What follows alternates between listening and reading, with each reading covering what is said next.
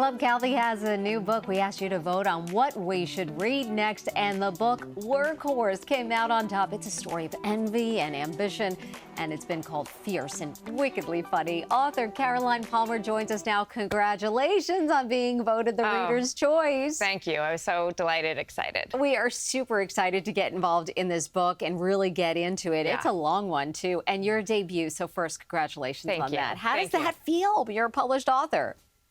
It feels crazy. Like, I think I was trying to figure out the moment it actually felt like it had happened. I was like, was it when someone bought it? Was it when the first one came? Yeah. It was the day it was published. And it's kind of been this long process of like great moments. And this part's been great. Like getting to actually meet people and know people are reading it, which has just started to happen.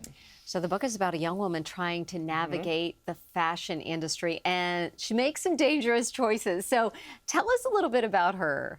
Yeah, so the main character is named Clodagh. She goes by Chloe. And I think when I started to write her, I was doing more of a character experiment. I was wondering, and as someone who knows fiction as well as you do, is could you create a likable female character that did bad things? And how long would you stick with her as a reader? How long would you root for her? Because we're supposed to root for our narrator.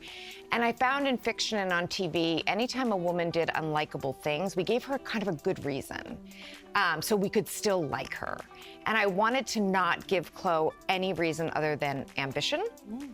Because I think that's really harder for women. When women are underhanded, when women make bad choices, when women are just simply striving to achieve something, I think in real life and in fiction and on TV, it's a lot harder for us to like them. And I thought that that was a very complicated thing I wanted to explore. You spent so many years in the fashion industry yourself, so how much of that experience is in this book? Yeah, I would say the milieu, the setting is very familiar to me. My first job in magazines was in the early 2000s. I was in magazines for most of my career. At Vogue.com as well. I was at Vogue, I was at Vogue.com, I was at other magazines as well. So the world is very familiar.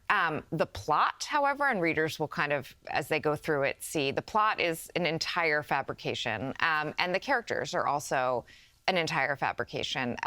Someone said once, "Oh, I can't wait to decide who's who or figure out who's who in your book," and I was like, really, like by and large, nobody's anybody. So parts of it are familiar, but a lot of it is just pure fiction. Oh, I was hoping you were going to give us some hints as to the big folks that we know, the big names. I know. What should we look out for as we're reading this book? Is there a hint you can give me that says, yeah, you'll notice something coming up? Just pay attention to that.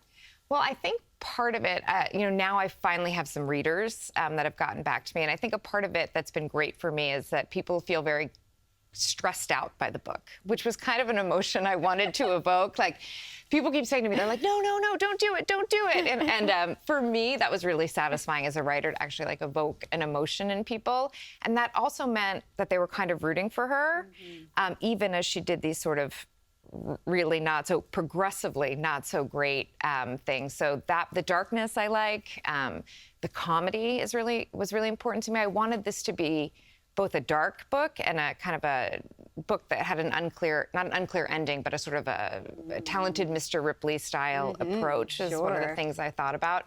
But also I wanted it to be funny. I can be funny. I wanted the book to be funny. So I was trying to, I guess, jam a lot into the one book, which is why it's 600 Ripley pages. And The Devil Wears Prada. Yes. That's what we're going for here. Yeah, and then someone also said it was a little Mad Men, which I thought was great, like a look back at like a lost era, because that era is so lost to us now. Like, if you were in journalism in New York in the early 2000s, it was just an entirely different world. And we didn't have phones, we didn't have town cars. The expense accounts were big and, flowed freely. And I just feel like there's such a nostalgia for it in certain ways. It was not a perfect time by any means. But I find that some of my readers either miss that time, but I also have a lot of younger readers who are like, I can't imagine living in New York at that time. It sounds so different than it is now, which was fun. New York is such a big part of this book, almost a character in itself. Yes, and New York is,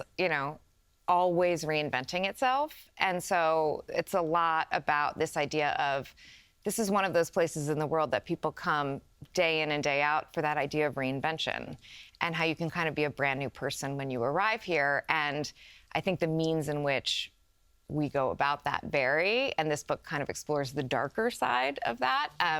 But I think that's one of the greatest things about New York. It's fabulous, and congratulations to you, Caroline. We're Thank so you. excited to spend some time now all reading this together. Oh, amazing. The club chose you as the Reader's Choice, so we cannot wait. I can't wait to hear be the with feedback. you. Thank you. Oh, wonderful. Free excerpts of Workhorse. You can get that at clubcalvi.com. You can also join the club and get the book too at clubcalvi.com.